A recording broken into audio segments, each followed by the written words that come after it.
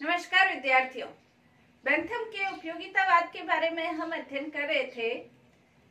Bentham ने उपयोगितावाद का क्या अर्थ बताया, उसका क्या रूप है, क्या उसका निर्धारण किया, कैसे किया जा सकता है, उसके बारे में हम अध्ययन कर चुके हैं।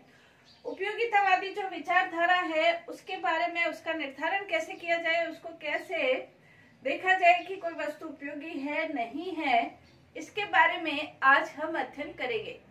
उपयोगितावाद का जैसे सीधा साधा अर्थ ये निकलता है कि जहाँ सुख की प्राप्ति है वो कार्य उपयोगी है, जहाँ दुख प्राप्त होता है वो अनुपयोगी है। तो सुख क्या है, दुख क्या है, उसका निर्धारण कैसे किया जाए, इसके बारे में आज हम अध्ययन करेंगे। बेंथम ने सुख दुख का वर्गीकरण किया है। उन्होंने सुख दुख के वर्गीकरण के अंतर्गत सामान्य सुख और जटिल सुख, इसके बारे में भी वर्गीकरण किया है। सामान्य जो सुख है उसको उन्होंने अनेक भागों में विभाजित किया है, जैसे 14 सुख बताए हैं और 12 उन्होंने दुख बताए हैं। तो 14 सुख जैसे विभिन्न प्रकार के सुखों का उन्होंने वर्णन किया है। इंद्रिय सुख हो गया, वैभव, कौशल का सुख, किसी भी प्रकार की आपकी कौशल है, कला है, वो भी सुख है। मित्रता है, यश है, शक्ति है, सत्ता है, स्मृति है, दया है, निर्दयता है, धार्मिकता है, संपर्क का है, मित्रता का है। ये विभिन्न प्रकार के सुखों का वर्णन उन्होंने किया है। सहायता का जैसे सुख है, ये विभिन्न प्रकार के सुखों का वर्णन उन्होंने किया है।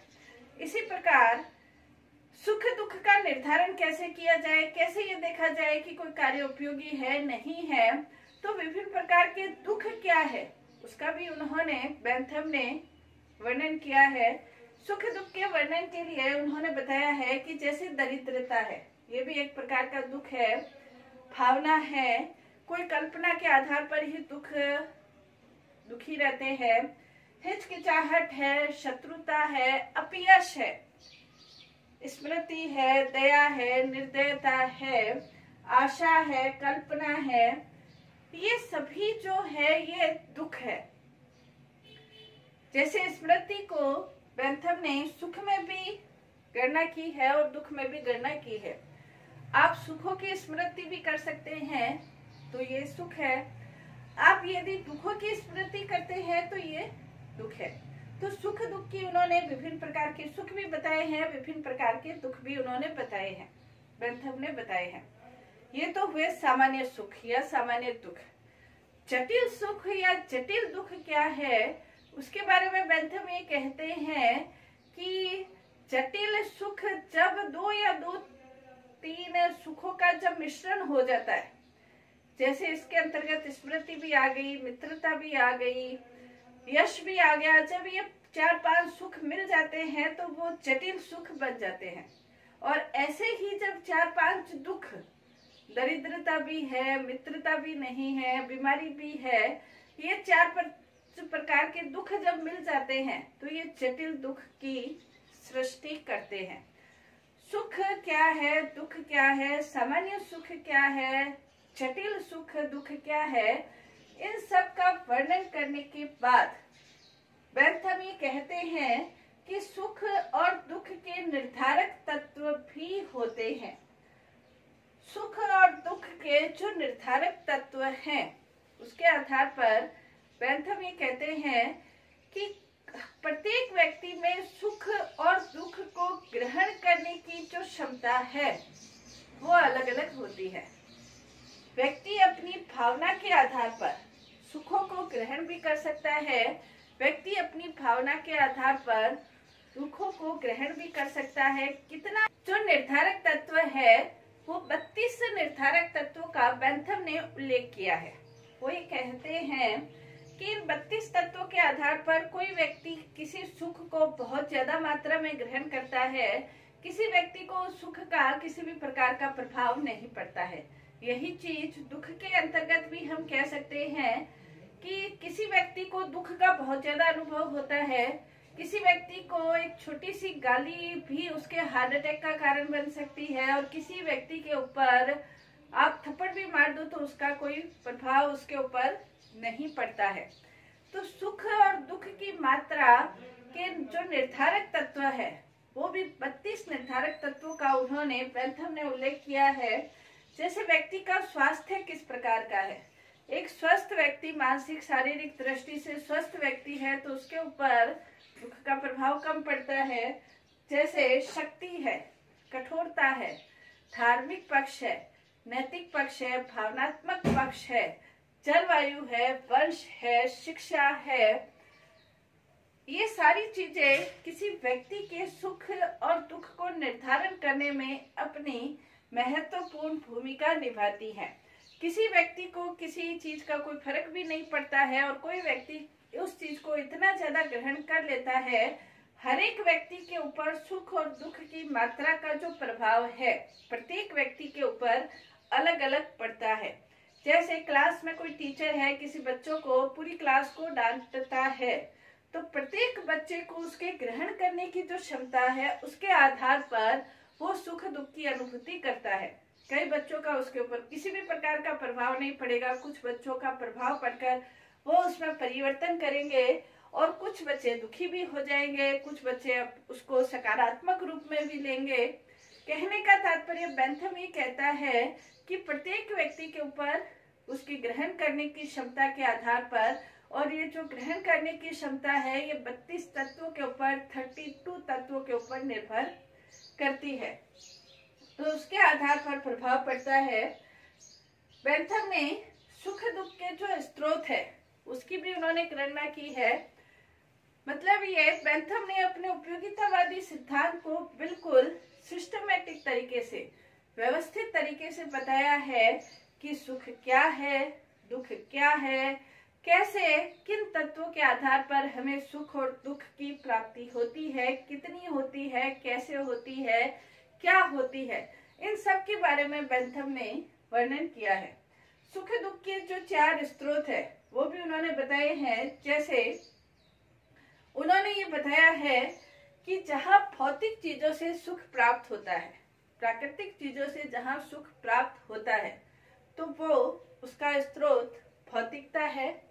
जैसे प्रकृति से कुछ चीजें प्राप्त होती है, फल फ्रूट, पानी या दवाइयाँ या जो भी चीजें प्रकृति से या भौतिकता से प्राप्त होती है तो वो भौतिक सुख कहा जा सकता है।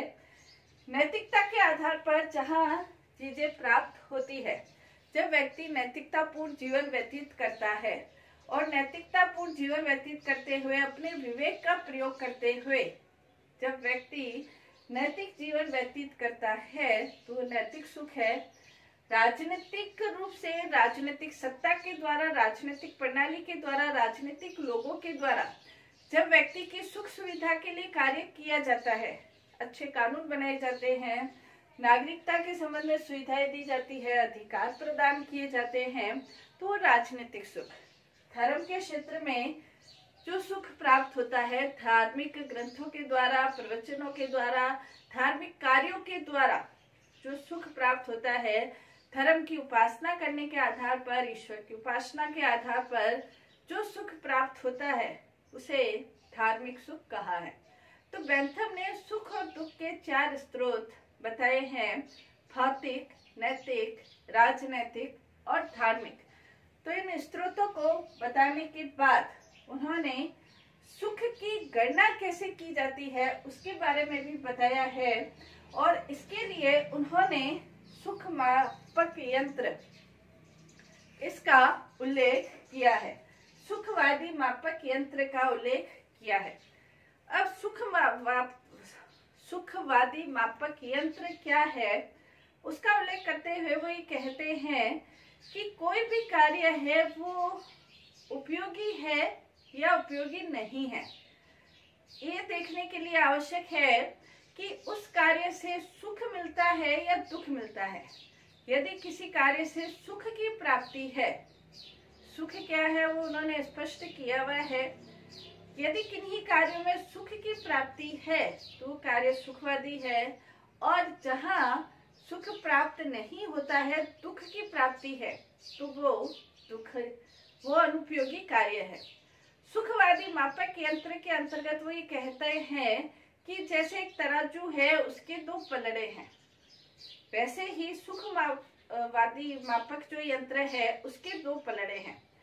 एक तरफ आप सुख को रखो और दूसरी तरफ दुख को रखो, और फिर सुख या दुख जो भी ज्यादा है उसमें से एक दूसरे में से उसको घटा दिया जाए। जब सुख यदि शेष बचता है तो वो कार्य उपयोगी है, और यदि दुख शेष बचता है तो कार्य अनुपयोगी है, उसे छोड़ देना चाहिए। इसके अंतर्गत वो ये भी कहते हैं कि सुख और दुख को मापने के साथ ही उसमें दूसरी जो अन्य चीजें हैं उसका भी हमें ध्यान रखना चाहिए। सुख दुख को मापने के लिए जैसे सुख की तीव्रता या दुख की तीव्रता कितनी है उसका भी हमें ध्यान रखना चाहिए कि किसी व्यक्ति को जो दुख प्राप्त हो रहा है उसकी कितनी तीव्रता है, वो हमें ध्यान रखना चाहिए कि तीव्रता कैसी है। कोई व्यक्ति है वो दुख को किस प्रकार से महसूस कर रहा है, कितनी तीव्र गति से उसको महसूस कर रहा है, तीव्रता का ध्यान रखा जाना चाहिए। स्थिरता, कोई सुख ऐसे है आज है कल नहीं है तो उसकी मात्रा अलग है, और कोई ऐसे सुख है जो निरंतर है स्थिर है तो उसकी मात्रा अलग है। निश्चिंतता, कुछ सुख निश्चित है, जैसे निश्चित है यानी कि वो सुख प्राप्त होंगे उसकी निश्चितता है। यदि आप अच्छा कार्य करते हैं तो अच्छा फल प्राप्त होता है, निश्चित है। तो ये निश्चितता क्या है, यदि आप मेहनत करते हैं तो उसका फल प्राप्त होता है, निश्चित है। कुछ सुख निश्चित है, वो निर्धारित होने चाहिए।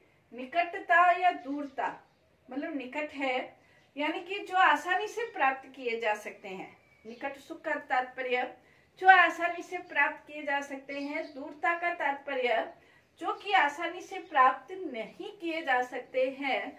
तो निकटता क्या है, दूरता क्या है। इसके अलावा जनन शक्ति, कुछ सुख या दुख ऐसे होते हैं कि एक सुख से दूसरे सुख की सृष्टि होती है। तो जनन शक्ति क्या है।